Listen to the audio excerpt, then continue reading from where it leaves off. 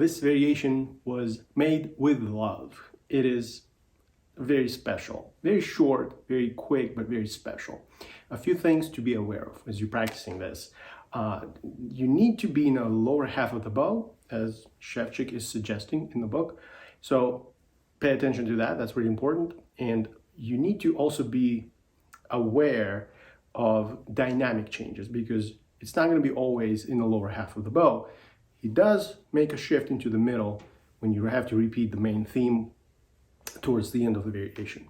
So be aware of that. You have to make that quick transition into the middle, into the pianissimo. So dynamics play an important role here. Also, as you're practicing this, remember that you always have to keep coming back to the main point of the bow where you started from. That's really also pretty important.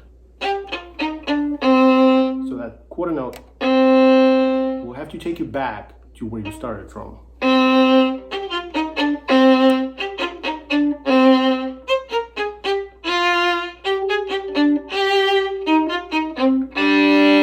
It's not a coincidence that he writes a little line underneath and a little dash, little portato sign. So be aware of that and be sure to come back.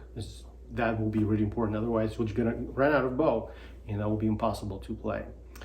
Yeah, really interesting and really packed with all kinds of different little things that I'm sure you're gonna have a lot of fun learning this. This is a wonderful little variation, and it's teaching students how to handle the off string, a bow staccato, and also how to come back, how to come out of it, and then try again. So it's kind of like almost like a swim stroke that you keep repeating and repeating and repeating to swim.